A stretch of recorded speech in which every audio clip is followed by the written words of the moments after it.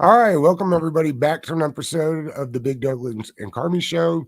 Your one-stop shop for all things NFL, fantasy football, and of course the Washington Commanders. Our guest today from PFF lead analyst Sam Monson. Sam, how are you? Doing well. How about you guys? We're doing well, man. Thanks for being on the show today. First time on with us. We always like to get to know you a little bit. Sam, how does a man from Ireland end up in Cincinnati with PFF? Yeah, I mean, it's really all going back to the origin story of PFF. It's obviously it's not the first time it's been told, but for anyone that doesn't know, PFF was set up by this English guy called Neil Hornsby, who had this idea of grading players and was sort of fed up of just seeing the Pro Bowl every year and how crazy those teams were. It was like, well, let's start putting some analysis to this. Let's start recording how well these guys do on every single play and I'm putting a system behind it. And he created this whole thing. He was funding it out of his own pocket for, the first couple of years. It was basically a hobby. And he found, so when he had this idea, he had the system, he set it up, created a database, all this kind of stuff. And then he needed people to come on and help actually start grading and analyzing the games. And so he basically recruited all of the early PFF team from a message board, from the NFL's UK's official message board. That's where I came from. It's where Ben Stockwell, the kind of guy who's still in charge of the analysis, is from.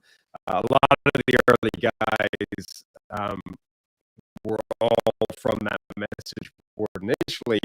So most of all of the initial core team was from the UK or Ireland in my case. And then as things went, that's when we started to bring in guys from America and the whole thing became a different enterprise.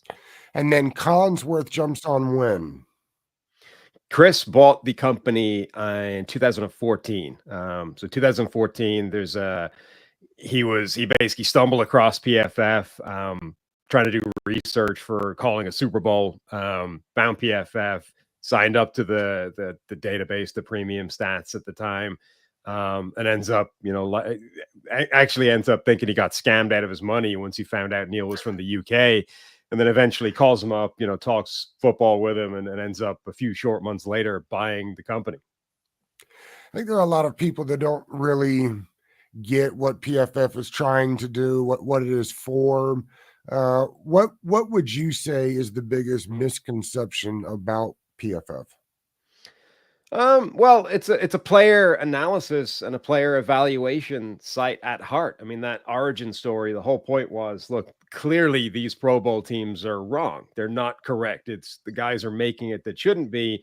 So let's try and put some numbers behind that. And I think the biggest misconception is that the PFF grade is, it's 100% accurate. It's gospel, right? That gets thrown out all the time. And it's not. It never has been, and it's not supposed to be, because you're never going to be able to be 100% accurate without being in every single team meeting room across the NFL, even within individual teams. Like a Washington coach can get 100% accurate according to his own grades, but the Washington coach can't go and grade the New England Patriots, offense or defense, and be 100% accurate, because he's not in that meeting room and he doesn't know what exactly the calls or the adjustments are. So there's a margin for error within PFF, and there's a margin for error anytime anybody's watching tape on a football player without exactly knowing, what the call was, what the schemes are, what the adjustments are.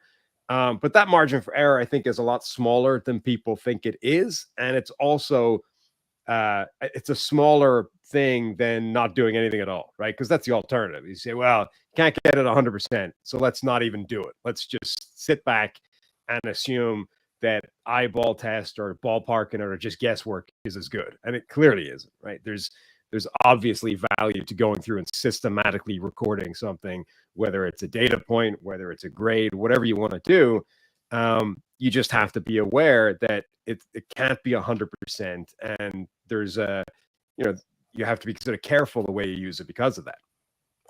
I couldn't agree more there. One of the things I think that we've learned on the podcast, at least the last year or two, is that while we're watching film, we do it every Tuesday on the show, that without being in those meeting rooms, you can digest the film all you want. You can know what the name of the play probably is, but until you know where, say, the play was supposed to go or who was supposed to make the calls, we can assume who was doing that stuff.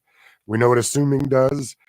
So I think it's really interesting. I've heard more people say that. I think it's so important for the casual fan to understand that if you're not in those rooms really understanding what the thought process was, simply watching the tape can get you close, but it can't get you there all the way.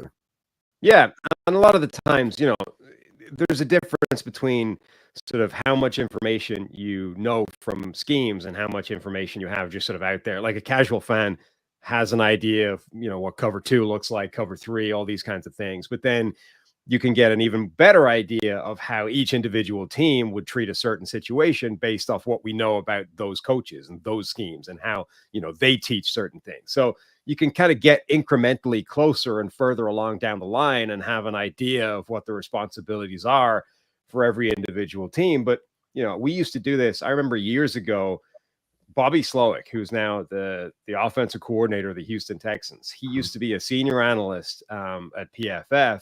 And myself, Steve Palazzolo, who does the podcast with me, Bobby Slowick, Ben Stockwell, we were like the senior analyst team who did the sort of final reviews on these grades. And every single week there were 10 plays where they'd gone through the process. They'd been graded twice. They'd been sort of reconciled by a senior analyst. And then there were 10 plays that were like, okay, we don't know. This is 10 plays and we got to talk them through. And, so we got a guy who's now an offense coordinator of an NFL team. And in some of these plays, you could kind of get there. You could figure it out based off what was happening. But a lot of these plays every week, you would go, we can't tell. So we're just going to sort of zero grade everybody, which is a neutral grade, not a positive, not a negative. We're going to zero grade these ones and not guess because we can't tell what happened on this play. There's so many unique things coming down the pipe. I'm curious what your thoughts on like what the next interesting thing for the NFL is, if you will. I'm thinking we have Guardian caps this year with the covers for them, and it looks like a lot of people will actually be using them in game. They will be encouraging that. It looks like sooner than later AI will be the chain gang. What do you think is next for the league, and what is it important for them to get to? Yeah, I mean, I think there's a lot of these things. The technology embrace has been too long in coming. And, that's not to say that every technological advancement is a good thing and a positive and has no problems. I mean, instant replay has had its own problems. VAR in soccer is a disaster so far. Like there are ways of screwing this up, but the fact that so many elements of football as we know it still exists in this like analog 19th century type of way, like chains telling you where a first down is a ridiculous outcome for a $9 billion, enterprise. An official, ballparking where the ball got to through a cloud of bodies is also a ridiculous way of, measuring these things that are worth a lot of money ultimately. I mean, it's wins and losses, it's championships, it's Super Bowls, it's rings, but there's money attached to this as well. Like the fact that rests on a guy just eyeballing it, and then double checking his eyeballing with two guys attached to a chain is insane. Like there's no way that should be the situation these days. We have the technology to make that not a problem. And okay, there may be teething problems or maybe kinks we need to work out, but let's get this moving because that's way too far behind where we should be at this point. Real quick, George, I just want to follow up. You mentioned the $9 billion. Will it be the gambling money that actually gets us to taking out the human element of the inches that you're talking about? I mean, maybe these are, now that the NFL is sort of firmly in bed with the gambling, you now need to focus on this kind of thing. Giant games, these giant sums of money are being determined by a random official saying yes or no on something, right? And you can check it to a degree, but there's still a massive human element there. And the easier the NFL is able to pass the buck and say, the Hawkeye says, what could you do? Hawkeye gave you the green light. It's a first down. nothing we could do. Whatever potential corruption is out there for individual humans, officials or whoever, like it just gets you away from that. So yeah, I think the gambling element is definitely a big part of that. You guys gave me a great segue in regard to money. So one of the larger topics this summer has been the QB market is absolutely exploding. About $55 million contracts for each quarterback. Trevor Lawrence to potentially Dak Prescott. I'm curious, what to a quarterback and salary cap allocation? And then I'm going to follow up with the Dak Prescott question in a moment. Well, the salary cap as a whole is just a natural inflation based off a new cap number that was higher than a lot of people expected it to be. The other element is, when you talk to real analytics people, data scientists, all that kind of thing, has ever won a Super Bowl taking up X percent of their team salary cap, right? I mean, any argument that runs along those lines is just inherently flawed because there have only been 50 odd Super Bowls. Number one, that's an immediately small sample size. Number two, you can already go back 10 of them before the game is like unrecognizable compared with what it is now. So immediately you're down to a sample size of 10, at which point it's irrelevant. That's all random chance. That's all, it's a non-statistically significant data set. Yeah. So, and those analytics people would tell you that we're nowhere near the level of kind of percentage of a salary cap that a quarterback should take up relative to the impact he actually makes on a game. Like the difference between Patrick Mahomes and any backup that you're going to put in for Kansas City on a yearly basis is worth way more than, 20, 30% of the team's salary cap. I mean, Patrick Mahomes could justifiably be arguing for like 50% of the Chiefs salary cap, right? And it would make sense. So all these deals for Lawrence and Tua and Joe Burrow and, Dak Prescott upcoming, they're going to be pushing the point where there's no longer enough money to go around and where quarterbacks are taking up way more than they justify make on the game. Gotcha.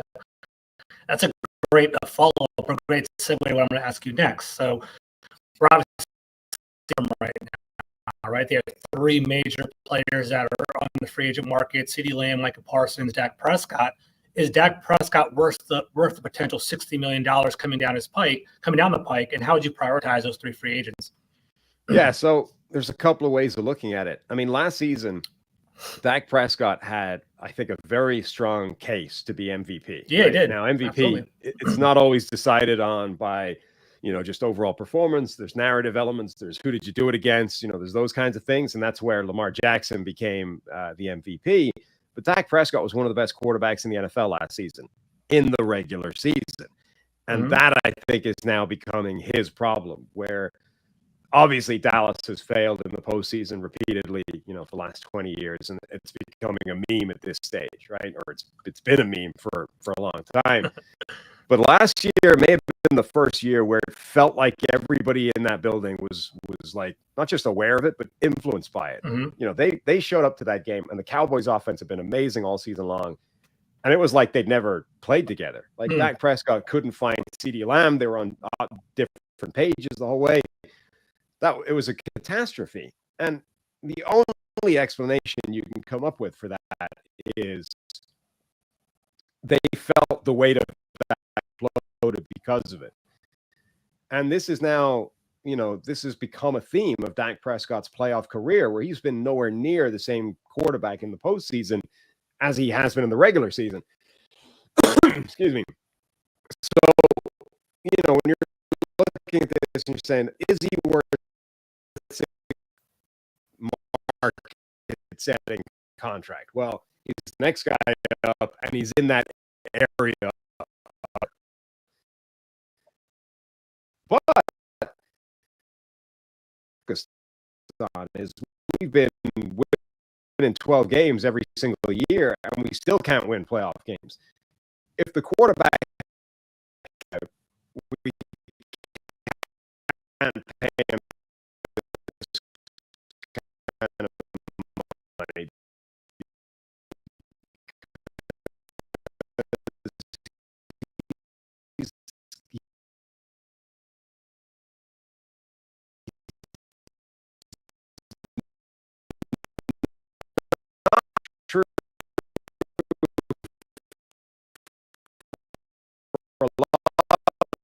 quarterbacks.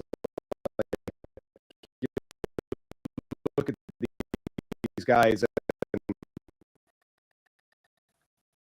a lot of the time, the playoff or the big lights, those kinds of things, those narratives are just kind of made up. Good in the playoffs, mostly in his NFL career. Like, the 13 seconds thing. It's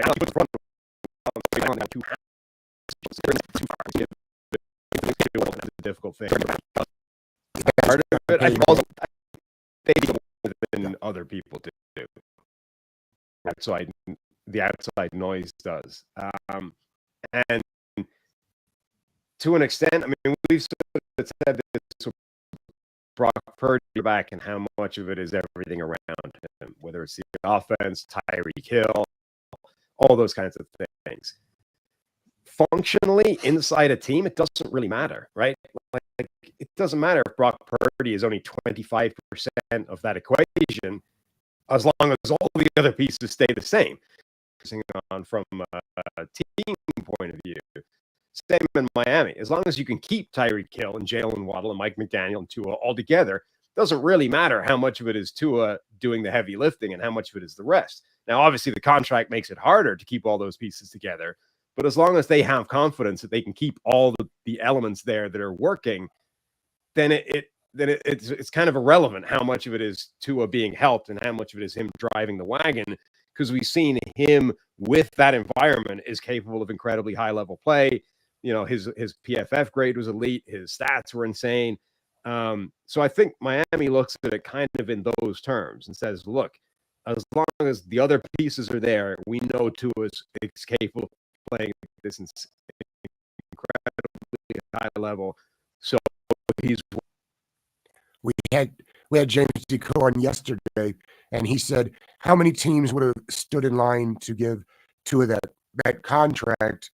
And I guess that's not the question. I guess I was moving it towards Dak. If Dak hits the open market, how many teams will be standing in line to give him $60 million? I think quite a few. And it is a slightly different question for Tua, because I think Dak is not as scheme dependent as Tua. I think he works in pretty much every scheme in the NFL, and maybe he needs help as well, but I don't think and all those kinds of things to function. I think Dak can be a really good quarterback. What's the system, all those kinds of things. So yeah, if Dallas does turn him loose, he will be the prize free agent asset for any team that needs a quarterback. And it's always going to depend on just how many of those there are at any given season. But, Kirk Cousins got paid this offseason. He's 35 years old, coming off an Achilles. Dak Prescott will be younger, presumably healthier, and capable of playing at the same kind of high level. So he's definitely going to get big money. So go ahead. Oh, I got it. So considering that, where do you think the balance of power lies in the NFC? Like we have Dak Prescott potentially, it might be his last hurrah in Dallas. The 49ers have big contracts on their slate as well. Eagles got new offense, new coordinators across both sides. And we see Jordan Love with the Packers. I guess, who are the powerhouses in your opinion in the NFC? And do you see any of them regressing in your opinion? Yeah, I mean, San Francisco, I think, will still be the class of the NFC, the best team there until somebody can knock them off that perch. Dallas and Philadelphia, I think both national point of view, they're still in really good shape. Detroit is probably going to be one of the best teams as well. I think they're right up there with San Francisco. Like, they were a couple of plays away from winning in the NFC Championship game. I don't think they're going away anytime soon. And then the one sort of X factor team is Green Bay, who, if Jordan Love is for real, like if what we saw in the second half of the season is who he's going to be from now on, they have the youngest roster in the NFL for the second straight year. And a lot of that youth is already pretty proven. Like, it's already shown quite a lot. So if Jordan Love is going to continue that level, the Packers could easily be contending. Do you think he will? Yeah, I do, but I also know that we've seen that before. I bought into what I saw. I thought he looked incredible. Everything he was doing was phenomenal. Some of the play was incredibly poised. Like, it did look like Aaron Rodgers, but we've also seen quarterbacks play at that kind of level over half a season before and it not be who they are going forward. And I do believe in Love, but like, if I was the team, I would be terrified of giving him that kind of money because we've seen that not work. So yeah, it's kind of hypocritical. It's contradictory. I do believe it. I was impressed. I think that's who he's going to be going forward, or at least very close to it. But we have seen that, before, and it not work out that way. You brought up Cousins, and I'm curious if we move down to the NFC South for just a little bit. We're talking about, I'm thinking about some of the better divisions in the league, like with the AFC North. Is the NFC South the worst division in the league? And does Kirk Cousins and the Falcons actually have the best path to winning that division? Yeah, it certainly could be, and I think they probably do. I mean, the Falcons were a pretty good team last year with one of the worst quarterback situations in the NFL. So obviously there's always turnover year to year, and it's not the same team as it was last season, but you put Kirk Cousins on last season's team and they're in the playoffs, and they win that division. And that's kind of what happened, right? They've obviously changed a few other pieces, but I do think that Kirk Cousins on that team, it probably gives them the best quarterback in the division. It probably gives them the best overall team in the division, and it is a weaker division. So I would put the Falcons as the favorites. And I think that offense with Cousins, because of all the talent they have, like, that offense could be really good. And then the question is just how good the defense is going to be on the other side. Yeah, it's interesting because Kirk reminds me a bit of Dak. We've seen enough of him here in Washington. The numbers that he put up was not the problem. It was the winning and the fact that he only did numbers. So it feels like with some of the weapons down there, he could be primed for a big year, assuming health isn't an issue. Yeah, and I think he has changed his game from earlier in his career. It almost felt like, earlier in his career that he would sort of play the game almost to protect the stats. And I don't think this was necessarily what was happening. Like, in his head, he wasn't going, I can't throw this interception late in the fourth quarter because my passer rating is going to drop 10 points. Like, I don't think that's how he was playing, but it's kind of how it felt like he was playing, right? And I think that the Vikings and Kevin O'Connell in particular, they kind of rewired him, and sort of got him focusing on the right things and got him being more aggressive in a lot of situations and sort of understanding, how the game needs to change situationally to get those wins. And obviously you had that incredible run of one-score victories that the Vikings had, and that's not necessarily 100% sustainable, but I think it does in part reflect some of the change that went on with Kirk Cousins. So yeah, I mean, number one, he's going to be a statistically productive quarterback because he's a good player. But number two, I do think that he's now better equipped to turn that into wins and losses than he was earlier in his career. Gotcha. Sam, we're a commander-centric show. I think it's probably wise to close out our show kind of with a couple Commanders questions. My thought to you, or my first question to you, is Jaden Daniels. I'm kind of curious what your thought of him going into, pre-draft. Like, what were his skill sets? What did you like about him? Did you find that he was a good fit here in DC with the ancillary positions around him? Yeah, I mean, he's a really interesting player because he was phenomenal last season. Made a ton of big plays, basically didn't make any mistakes. Is kind of reckless with his body in terms of what he can do athletically, like likes to run around, likes to extend plays, but does not protect himself tremendously well at all. But it resulted in this incredible season. And, you have the complicating factors of, but he was throwing to multiple first-round wide receivers in an offense that was incredible. And it was sort of 1 year. Like, we hadn't necessarily seen that before. And okay, there were mitigating circumstances previously and why we didn't.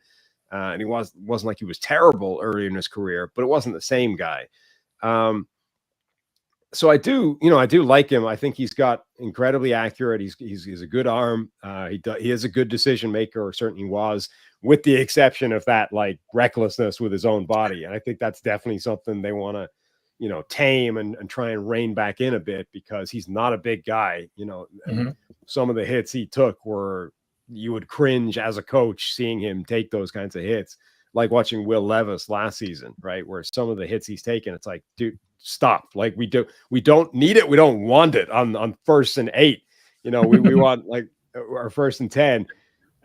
We want you to, save that maybe for 4th down in the 4th quarter in a game we got to win, but 1st and 10, stop. We don't need that and we don't want it. So I think there's going to be a degree of that to Jaden Daniels. But look, he's got a good receiving core to work with in Washington. I think there's maybe some concerns that the offensive line, might not be good enough for him to play at that kind of level. I think that's an area of concern for this team is hoping that group can at least be average and let the rest of the offense work. But I think he's a really interesting prospect whose ceiling is as high as anybody in this draft. Where did you have him pre-draft with the other top three quarterbacks? I think Caleb Williams was the clear number 1 guy in the draft, and then I think Daniels or May was sort of 2 or 3 in a coin flip to me. I think both guys had selling points and both guys had some concerns. And it's really just a case of sort of what thing you were willing to convince yourself of and which thing scared you the most. Anyone that had him number 2, I would be fine with it. My side of the coin flip was Drake May as number 2, but again, I do think it was really a coin flip between those 2 guys. Sam, one of the biggest unknowns kind of the offseason with the Commanders was the hiring of Cliff Kingsbury. We've seen over the years with some of these guys that some guys make great head coaches and some guys are better just drawing up plays on the whiteboard. It sounds like with some time off, maybe that's where Cliff's at now. They brought in Anthony Lynn to be the run game coordinator. They brought in Brian Johnson from Philadelphia to help with the quarterbacks. What do you think? Cliff has said that it won't be a typical air raid. He doesn't like using the word air raid much anymore. What do you think the offense eventually looks like with Jaden Daniels and Cliff Kingsbury in Washington?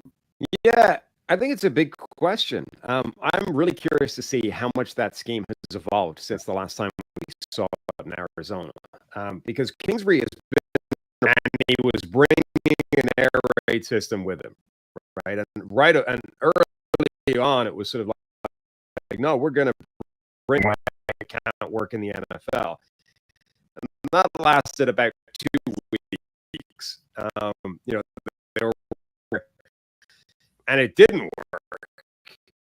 And immediately he saw that.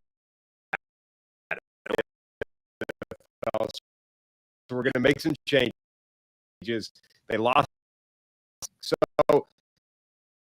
he showed very quickly that he's like willing to look at an offense, understand where it doesn't work for today's NFL, right? Like Shanahan has been as good as changing, and he keeps trying to stay one step ahead of everybody else.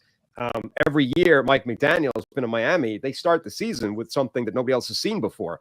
And again, like being able to stay that one step ahead and continually evolving your system is a critical part, I think, particularly of being an offensive coach in today's NFL. But they reached a point where Kingsbury's offense stopped evolving in Arizona, and they didn't make changes anymore, and they weren't continually trying to find extra areas of growth or improvement or efficiency. And that, I think, is going to be interesting. Like, has he figured out some changes, or are we going to see new things now that he's had some time back and time to look at it, reflect, and figure out what he wants to do? Or is this going to be effectively the same scheme we saw him leave off with in Arizona, just with new personnel? I think that's an open question because, like I said, early in his career, you saw that change and that willingness to evolve, and then it stopped happening. So did he just get lost in the head coaching stuff, or did he decide that, no, I've changed the things that don't work, now it should work, and it's a personnel problem, right? So I think that's going to be fascinating to watch for the first. Yeah, the interesting thing, real quickly, George, is that the league, since Kingsbury when Kingsbury wants to go fast, the reports out of camp are they're moving fast, they're getting the line quickly. The interesting thing to me is, since Kingsbury's gone, the league has moved to this motion offense where everybody is in motion a large portion of the time. And in my mind, all motion does is kill the opportunity to go fast. I wonder where the balance will be for them in that this year. Yeah, and I also think, I mean, look, college tempo is huge in college in particular, right? And it's not as big a thing in the NFL, and it's not that it isn't effective, and it definitely came into the NFL. And for the first year or so, Chip Kelly's offense was almost unstoppable, and they did cause all kinds of problems for teams. And then again, teams evolved and had to mitigate that. So I think tempo is definitely an important thing in the NFL, but there are other things that might be more important that you're sacrificing to keep the tempo high. So, like one thing, Kingsbury never played left wide receiver every single snap because that's how you get fast. But now, like, look around the NFL, almost nobody else is doing that. Everybody else is taking their best wide receiver and they're moving him around. They're getting him favorable matchups, and they're moving him into the slot, and they're fine to just line him up a left wide receiver and let him run his routes. So that's going to be one of those elements, right? How much is he willing to change that? Obviously, you want the tempo, you want to move quickly, but it might be worth taking another couple of seconds to move a receiver around or to put him in motion, those kinds of things. Like, I think we're sort of seeing that those things are potentially more powerful than the gain you get from I agree with that. tempo. I agree with that. Last question for me, Sam. So I guess over here in DC, we're kind of rejuvenated with the whole Dan Quinn energy that he brings to our community. But I'm kind of curious, you obviously have, different ties than we do, different access than we do. What are your thoughts on Dan Quinn as a head coach? Do you think, is he a great scheme guy? Do you think he's going to be a great leader? Like, what are your thoughts on him? And, you can be brutally honest. We have no problem with that at all. So what are your thoughts? Yeah, man, I think Dan Quinn is a good coach. I think from a schematic point of view, we saw in Dallas, he did, did extremely good things in Dallas. And in particular, again, he showed that willingness to change, right? And to evolve and to adapt the scheme to the personnel that he had. And I think that's always a really encouraging thing, is not just being stuck in your ways and saying, this is my scheme, now you need to go find me these types of players. He looked at it and, they drafted Micah Parsons as a linebacker. And he was like, wow, this guy's an amazing edge rusher. Forget the linebacker thing. We're going to put him on the line. We're going to turn him into Lawrence Taylor. And that's how we're going to go. And he did that, with other players as well in sort of less dramatic ways. But he adapted his scheme, which was not a hallmark of guys that came from that Pete Carroll cover 3 type of coaching tree, right? They always stuck rigidly to that system and were trying to find the next version of the Legion of Boom from a personnel standpoint. Quinn is the one guy who's really deviated from that and said, no, I'm going to change up to my personnel. That's really encouraging. Obviously in Atlanta, like they ultimately moved on from him, but they were 28-3 up on the Patriots in a Super Bowl. I mean, okay, we all know how that went, but simply getting to that point is a hell of an achievement. I mean, let's not forget that just because it unraveled from that point on. The other element that was interesting about his time in Atlanta, everyone's seen that old Washington 2013 coaching tree meme, right? Of like, every good young coach in the NFL right now is on that roster on the staff somewhere. Yep. That staff was basically in Atlanta under Dan Quinn as well. I mean, it's effectively the Shanahan tree, right? So they followed Shanahan from Washington to Atlanta. They were all there as well, essentially. Like, that was a loaded coaching staff. So that's another interesting element of this Dan Quinn thing is, like, did he just find Shanahan and was that it? Or is he actually good at surrounding himself with good coaches? Because I think that's a really underrated part of being a head coach is, okay, some of these guys they bring their own scheme and those things. But outside of that, like, you probably want to be good at hiring and being able to find these guys that are really good to help you out, because you can't do it all yourself. So that's going to be interesting for Dan Quinn. And this is part of the Kingsbury conversation as well. Like, is Kingsbury one of those guys? Did he identify him as love what he can bring to the table, love the way he's evolved his system, and Kingsbury's going to come back and it's going to be a real sort of, vindication tour for Kingsbury, that now he steps back as an offensive coordinator. He's going to look like a great coach. And Dan Quinn looks like a genius for hiring him. That, like, those are I think really interesting storylines for this team heading into the year. And it's interesting about Quinn in Atlanta. When Shanahan leaves, it's Sarkisian up next there. And if you think about it, like if you think about Sark now and you can envision what Dan Quinn thought, we know Sark wasn't ready then. He was still working through some of his demons then. But you can see where Dan Quinn understands that let's go score 40. Like we want to be one of those teams, which will be refreshing because the Dan Commanders haven't scored over 20 points in a season on average in like 10 years. So yeah, like the timing didn't necessarily work out, but if you just said it now, right, that he went from Kyle Shanahan to Sark, that you'd say that's great. Like Dan Quinn nailed another one, right? Like, okay, it didn't quite work that way, but it sort of suggests that he does have an eye for this thing of like finding coaches that are good hires to come in and help him run the team. Absolutely. We wrap all these with this, Sam. It's 6.5 is the over under for the Commanders. Very simply, you like the over or the under? I think I would go over. I think watch volume of change. Everything's different. Coaches, quarterback, personnel. So much change, and that can go a couple of ways. It can work really quickly together, and you can propel yourself forward massively, or it can take a while. And if any of those is the wrong decision, obviously that puts a massive hurdle in the way. But I think overall, I would lean over on that. What is the PFF football show's schedule now that the regular season is upon us? Yeah, we go up to 3 shows a week pretty soon. We're going to have some fairly significant changes coming soon that are not quite public knowledge yet, so I can't quite break that news right now. But yeah, there's going to be some pretty significant changes on the horizon. It's been fantastic to see like all the former players and coaches be so open and honest in the podcast world. Something new, but something I'm very fascinated by. Yeah, and Bill Belichick getting his own underdog show. I saw that. That's crazy. That's pretty cool. I probably didn't guess that before today. Sam, we appreciate it, man. This was great. And hopefully we'll have you on again sometime. Anytime. Thanks for having me. Thanks, Sam.